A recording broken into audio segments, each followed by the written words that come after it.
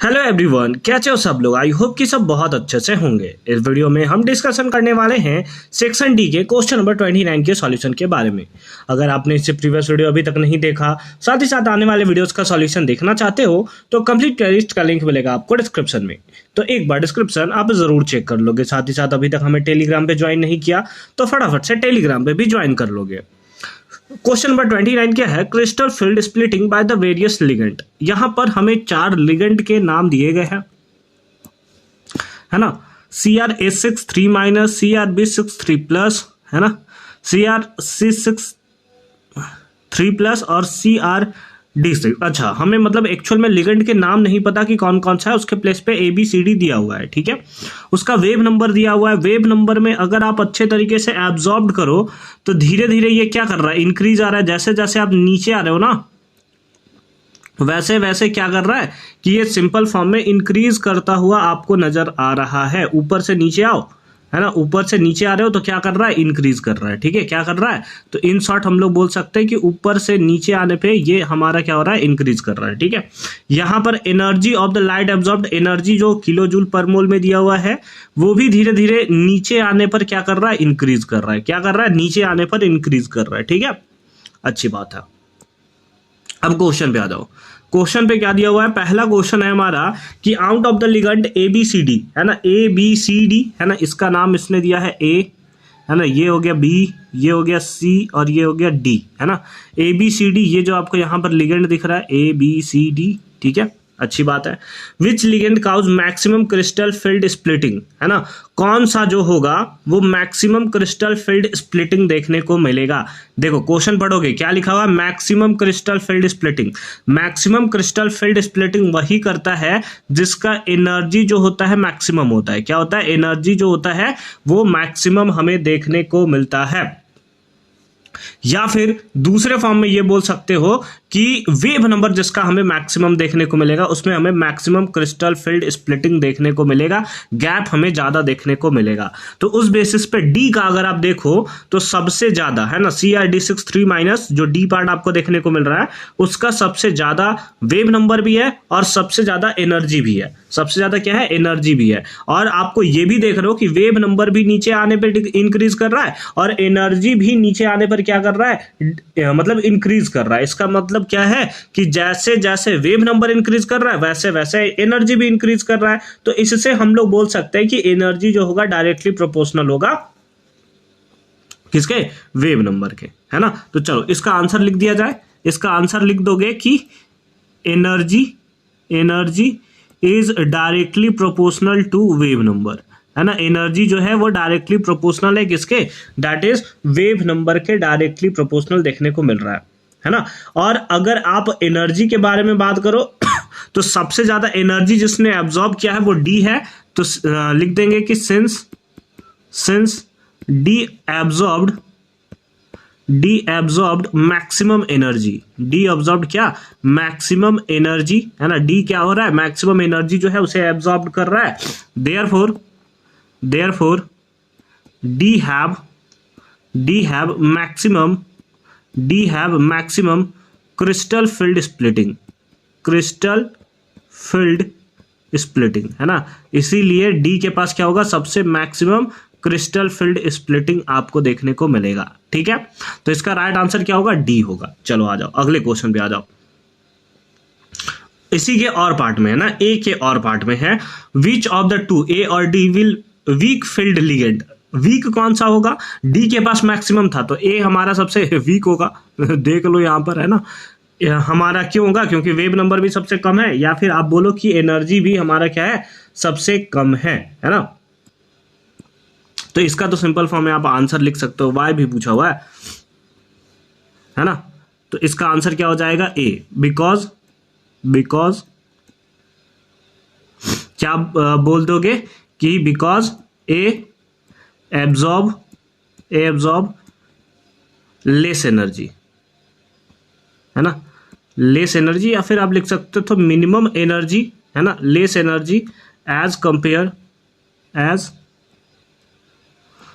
Compare to B, C and D, ठीक है, इस टाइप से आप सिंपल फॉर्म में इसका आंसर जो है वो लिख सकते हो। ठीक है, चलो आ जाओ बी पार्ट में। देखो क्या है, which of the complexes will be violet in colour. अच्छा, इन दोनों में से कौन सा कॉम्प्लेक्स का हमें क्या देखने को मिलेगा, थोड़ा सा नीचे कर दूं मैं इसको, हाँ, ताकि स्पेस बन सके। चलो ठीक है, आ जाओ, which of the complexes will be violet in colour, violet colour में हो, ये कैसे पता करेंगे, इतना एंड इतना। अच्छा, दो हमें दिया हुआ है कि इसका होगा या इसका होगा, एंड वाई, उसके साथ साथ रीजन भी बताना है।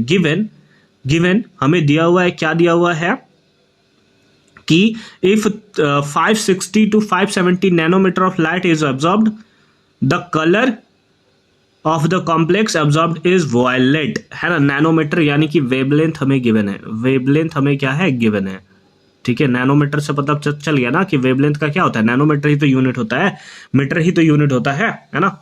नैनोमीटर, पिकोमीटर, एंगस्ट्रॉम, ये सब किसका यूनिट होता है, तो लैम्डा का यूनिट होता है, वेवलेंथ का यूनिट होता है।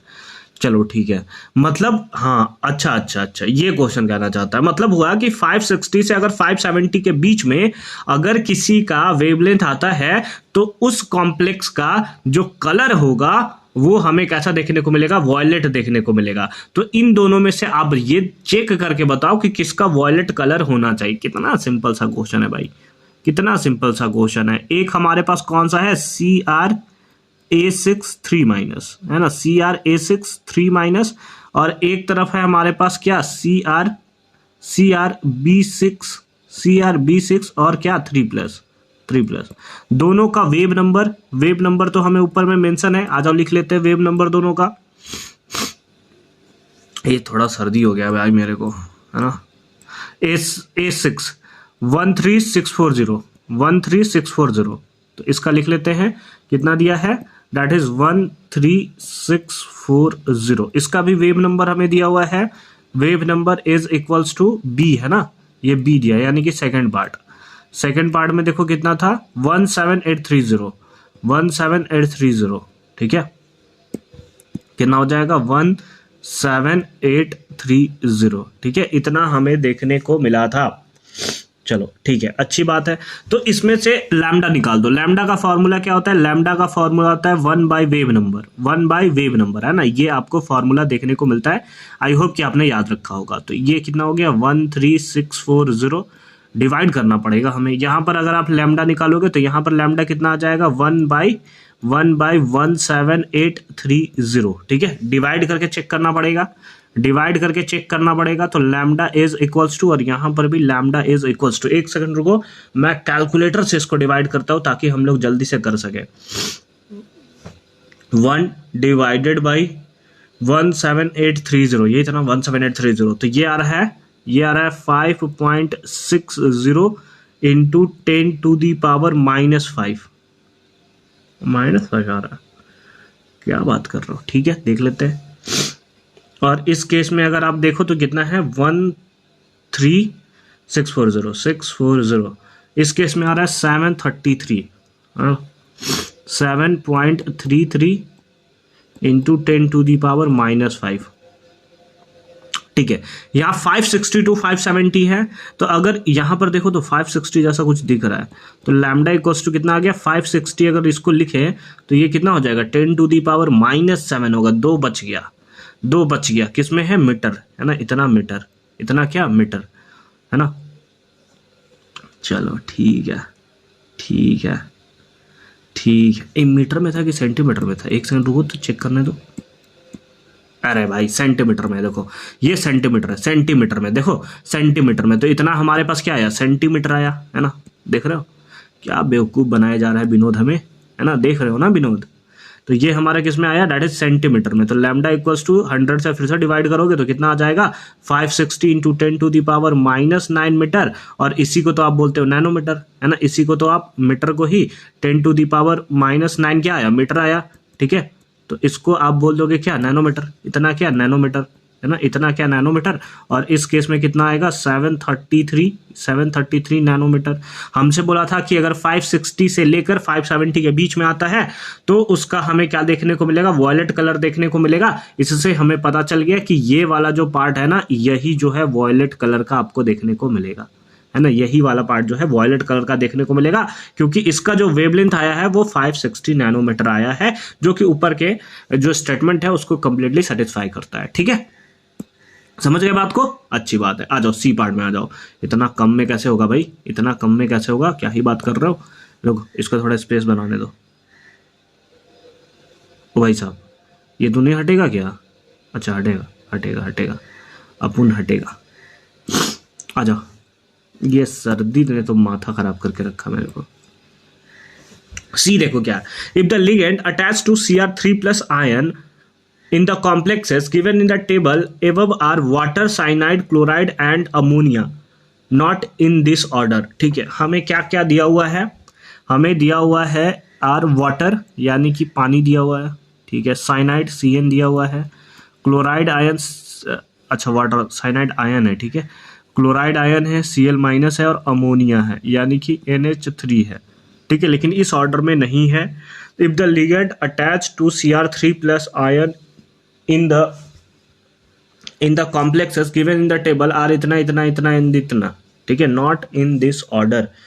ठीक है, ये क्वेश्चन में थोड़ा सा हमें गड़बड़ लग रहा है, ये क्वेश्चन में थोड़ा सा हमें गड़बड़ लग रहा है कि ये क्वेश्चन ऐसा नहीं होना चाहिए। एक सेकंड रुक जाओ, थोड़ा एक सेकंड रुक जाओ, थोड़ा क्वेश्चन देख लेते हैं,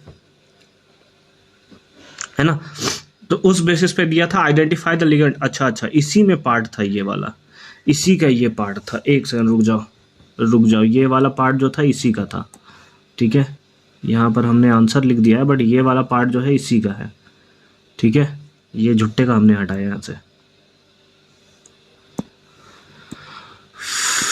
रुक जाओ, ठीक है, थोड़ा सा, हाँ चलो ठीक है, ये यहाँ से इसको हटाते हैं, कट पेस्ट। ठीक है, चलो आंसर करते हैं। Identify the ligand and right the formula. सबसे पहले लिगेंड को आइडेंटिफाई करना है, यानी कि ABCD को आइडेंटिफाई करना है। ठीक है, यानी कि A कौन सा होगा, B कौन सा होगा और C कौन सा होगा। ठीक है, अच्छी बात है।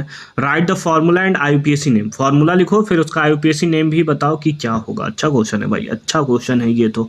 चलो देखो, अगर तुम लोगों को याद होगा स्पेक्ट्रोकेमिकल सीरीज, याद है क्या तुम लोगों को? स्पेक्ट्रोकेमिकल सीरीज अगर तुम्हें याद होगा तो तुम इसको जो है वो सिंपल फॉर्म में अरेंज कर सकते हो। क्या क्या पार्ट था हमारे पास? था वाटर था, उसके साथ साथ था Cn- साइनाइड आयन माइनस, ठीक है, मतलब साइनाइड आयन था, फिर उसके साथ साथ क्लोराइड आयन था और उसके साथ था अमोनिया, दैट इज NH3। लेकिन इस ऑर्डर का नहीं था, तो सबसे पहले इसको ऑर्डर में लिखो। और ये स्पेक्ट्रोकेमिकल सीरीज हमें इसे ऑर्डर में लिखना बताता है कि किस ऑर्डर में ये जो है वो हमारा होना चाहिए। तो किस ऑर्डर में होना चाहिए? तो सबसे पहले आता है क्लोराइड आयन, यानी कि A होगा हमारा क्या, Cl- आयन। ठीक है, फिर उसके बाद B कौन होता है? B होता है हमारा वाटर, हाँ बिल्कुल। B हो जाएगा हमारा कौन सा, H2O।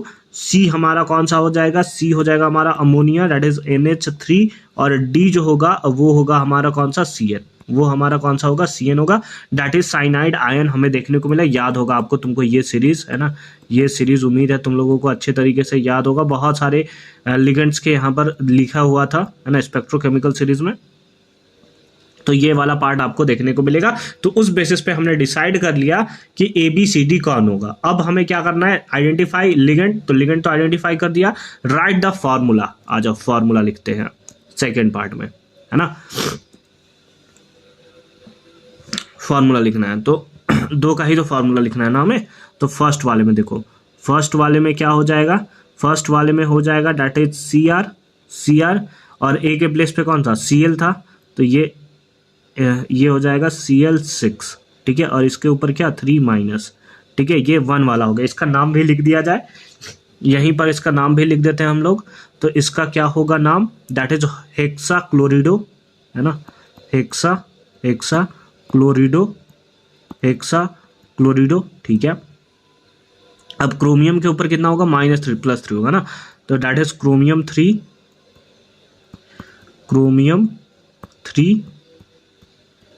आयन, है ना, क्रोमियम 3 आयन। सेकेंड पार्ट पे आ जाओ।